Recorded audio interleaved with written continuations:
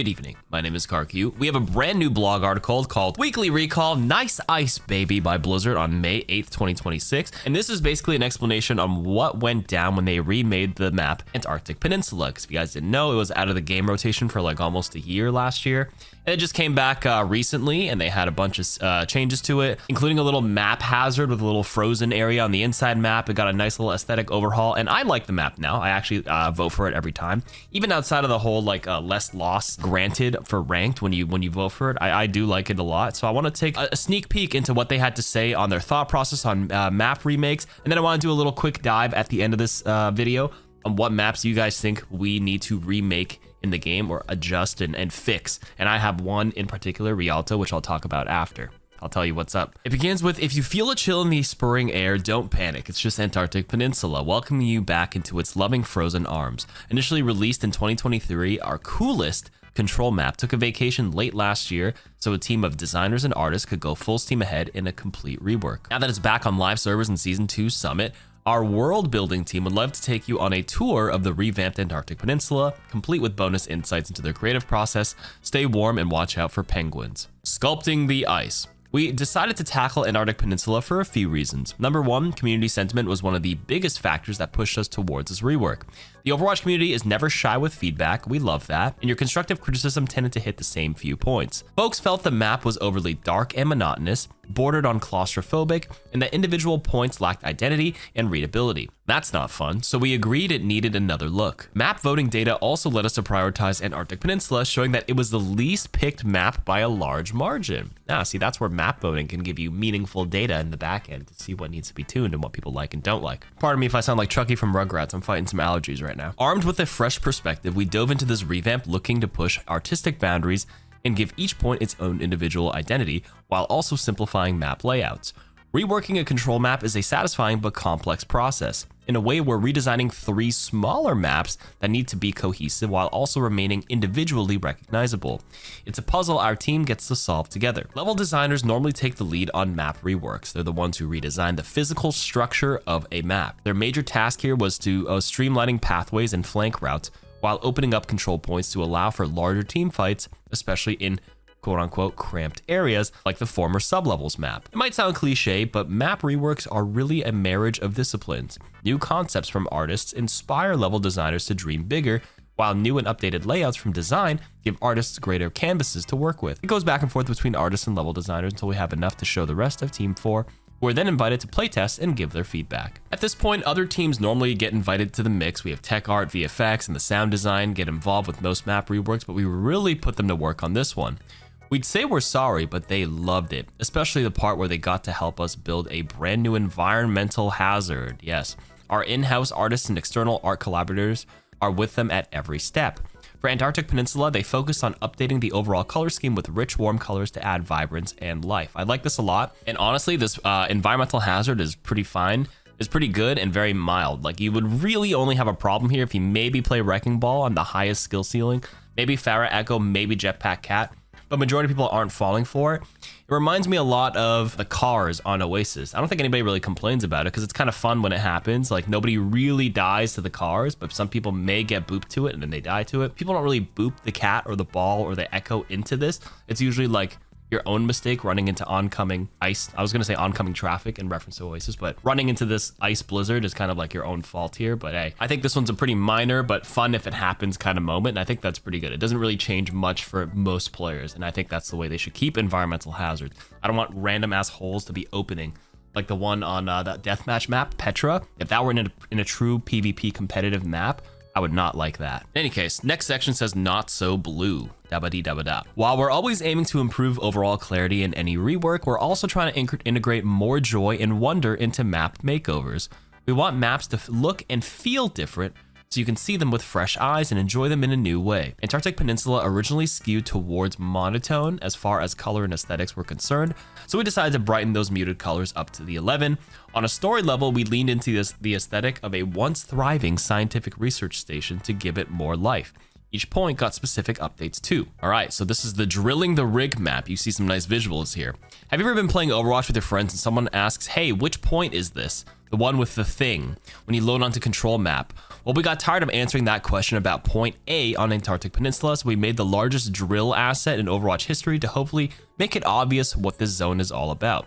Really, it's the biggest one we've got. That's actually a really good point here. Like, obviously, I know Lijiang Tower and I know Ilios Well is the one with the big hole well, right, where people fall in, ruins. Really, really iconic. But yeah, if I think back to the old Antarctic Peninsula names for their points, I wouldn't be able to tell you. One was called like submarine, sublevel or something. Nothing like, no big landmark to quick reference the map. And if we talk about Lijiang specifically, like the one with the bridge boop or like the market, you know, or the inside space station. So here, the fact that they put the drill here is great for everyday players. It's a good way to kind of give that retention for the map. So as far as layout and pathways are concerned, Drilling Rig has the fewest changes since most of our efforts were focused on expanding the capture point. Most notably is that suspiciously team fight sized back room. But we gave this point a massive artistic makeover inspired by real life Arctic research sites, rich with oranges and yellows for better contrast against the blue and the white ice. So the before and after is a very big difference here from top to bottom over here. Opening this back area with this drill was actually such a good choice. I actually play back here quite a bit as a support. Great area to tuck into and to access. Everything else kind of plays the same unless you're like spawn holding, but make use of this area if you guys are wondering what to do on this map. Next section is called Icebreaker. Sure, there's an entire ship sticking out of the ice, but we found that this point still lacked a solid identity. We found that many people didn't realize they were fighting on a boat at all. Well, that's strange. Okay, I never thought that, but I can't believe people actually thought this. This point felt frozen in time. How could we inject some life into a static scene? The answer was penguins, and lots of penguins. The Overwatch community loved the penguin nests tucked into this point spawn room, so we opted to make the penguins the focus of Icebreaker. Groups of penguins now dive into the water as the game kicks off, and if you look closely, you can spot the little guys in new places across the point, and others. This doubles as confirmation that you're playing above water on what is clearly a shipwreck. Fun fact, since every animation asset affects performance, we strategically kept the penguins moving and grooving in the background or made them pocket size so they wouldn't drop your FPS by being too cute. Smart optimization trick right there. I think the biggest notable thing after playing this map is like this hole on the after section. The fact that on the old map, if you got booped off the front of the ship, you were dead. But here, I've like fallen off here or gotten booped and I thought I was dead or I thought I killed the enemy, and then they actually fall into this hole and they walk inside and there's a health pack. If you stand up here, you can actually look down the grill and see somebody there, which is a really interesting part of this map. There's also this high ground like area when you first enter the point that you can like slide up, or you can just like, it's a solid ramp now instead of a steep drop off. So you don't have to be like a vertical wall, mobility hero or a wall climber to re-access that area, which is really nice. Big changes on this ship map, which I like a lot. So don't worry, we made gameplay changes to Icebreaker too. Pathways to the capture point are now easily identifiable, and we widened or eliminated a few problematic choke points. Pathways within the ship are now color-coded for easier callouts or navigation. That I didn't even know. I'm gonna be honest with you, I don't think I've ever called anything particular color. One side is mostly green while the other is predominantly blue. You'll notice this on other points as well, but we peppered in yellow decor like pipes and trim to show the fastest way to the capture point. Ah, isn't that like the Naughty Dog or the Capcom style where it's always yellow tape to show like the right way to go in a single player game? I did not notice this.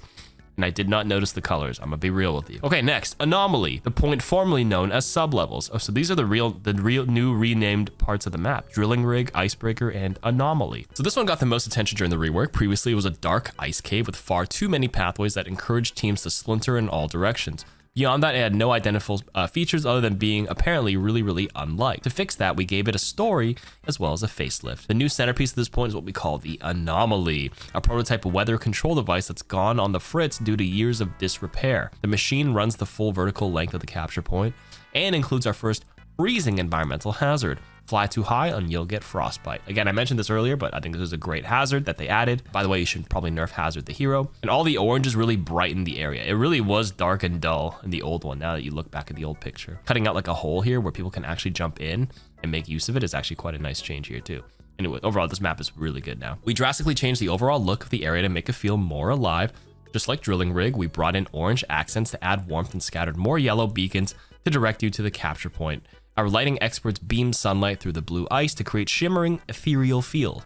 On a gameplay level, we entirely got rid of the upper room that seemed to call to flankers and snipers like a siren song. The new pathways to the capture point are clear cut to encourage your team to stick together. In order to retain the verticality people enjoyed on sub-levels, we added several drill holes to clamber through or aim from. Anyways, thanks for joining us on this chilly tour. Our team would like to hear more about which maps you'd like to see get a similar update. No holds barred. Data is valuable to us, but nothing beats direct feedback from the Overwatch community. That's all from us. And please, one more thing, the penguins are innocent. Please stop shooting at them. Okay, please leave your feedback on maps. I just want to talk about Rialto. Train, pull up the clip. I had a game recently, overtime. I'm playing Ana. We're attacking, trying to get that overtime capture point.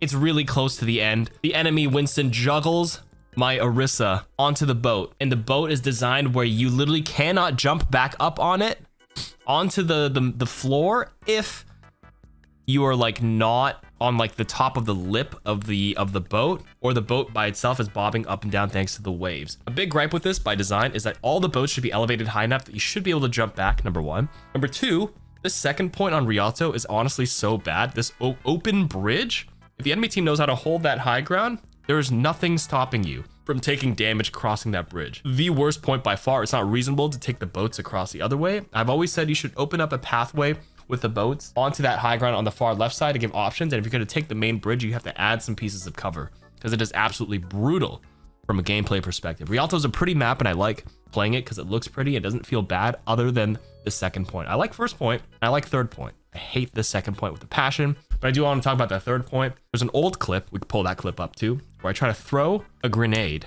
an Ananade, onto this Junker Queen. And there's this random light that is like a real fixture that actually blocked LOS with the splash. Like, we don't need that. The map would play perfectly fine without that. There's like aesthetics and little textures. And I say textures like metaphorically, make the map feel more alive, like these little spotlights. But like, do we really need them, or are they more annoying? Has anyone ever been like, wow, that's a nice detail? Or has anybody ever been like, why the hell is that there? It blocked my movement, or it blocked my nade. I'm one of those people that bitched. Anyways, I just want to talk about Rialto. You guys talk about whatever map you want changed and adjustments, and hopefully they take notice. That's all from me today. Take care. Bye-bye.